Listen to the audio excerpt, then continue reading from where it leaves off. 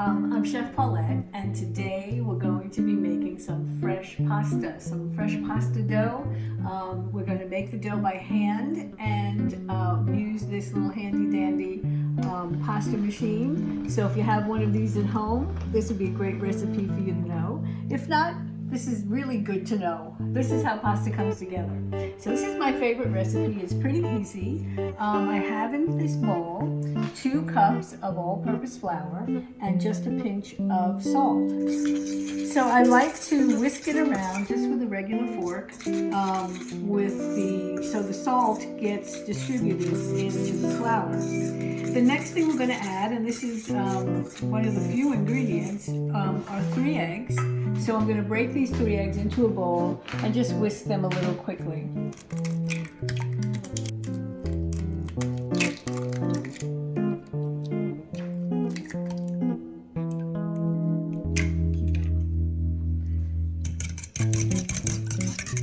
The only other ingredient is just a little bit of olive oil. I'm going to eyeball it, I'm going to put in about a teaspoon into the egg. So you want to push back the flour, and what you're creating is a little well in the center. And we're going to pour the eggs and the olive oil right in.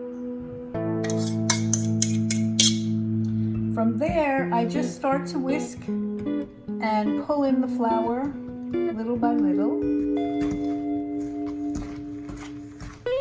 Okay, it's time to get your hands in there. What I try to do is get some flour on my hand so I have a little coating and maybe the dough won't stick to me as much. And I'm just going to press this together, not be afraid of really smushing it. And what your goal is to get a nice ball of dough. What I do is I try to keep it in a ball. I'm not folding it over, I'm just turning it and really pressing it together. What you're looking for is you want the dough to start to look yellow and not so much white flour. So as you knead, the flour gets absorbed more and more and the dough becomes more yellow and smooth. So here's your ball of dough.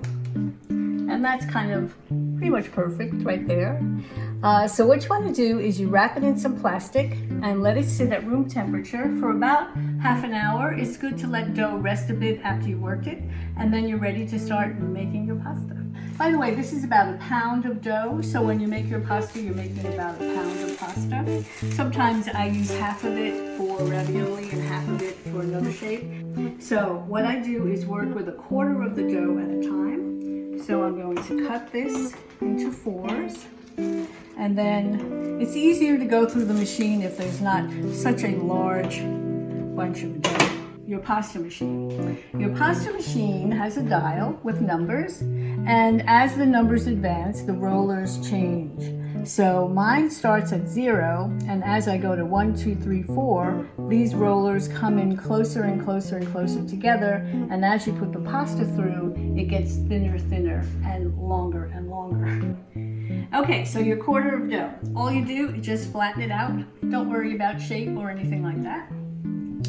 And you plop it right where the rollers are going to come together, and you start hand cranking, and the dough goes through, just like that.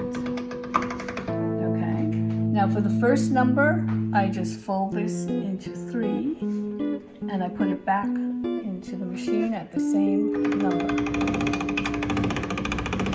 Okay, so we're going to advance it to the next number. You kind of have to pull out the dial and turn it into the next pin, and just put it right in there. Crank it. Next number. Okay, so I just went through my number 5, which is the number before the last number I want to use.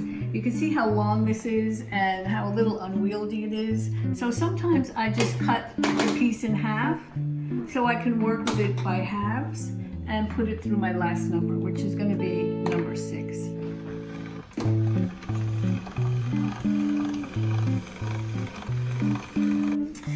Okay, so we have these nice thin pieces of dough. We're going to make some ravioli. It's not very hard. Now you need a filling for ravioli. So what I have in this bowl is some ricotta cheese, some grated parmesan, salt and pepper, and parsley. And so we're just going to stir that up. Okay, so we're going to take our ravioli filling and we're going to space out the ravioli. Now I'm putting it a little bit to the bottom of center, but leaving an edge here.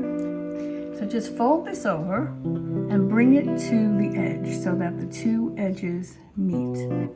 Okay, after you get your edges pushed down and sealed, push in between where the mounds of filling are, and this will create the shape of your ravioli.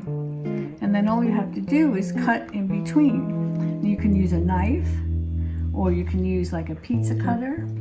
I also have this little fluted wheel, which makes a kind of serrated look in between the ravioli.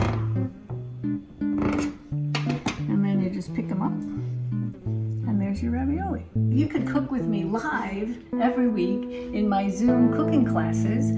You can find out about them at chefpaulette.net, and you can contact me at info@chefpaulette.net. I'm on Facebook, Chef Paulette, and I'm on Instagram, Italian Cooking Party, and I hope I'll cook with you soon. Thank you.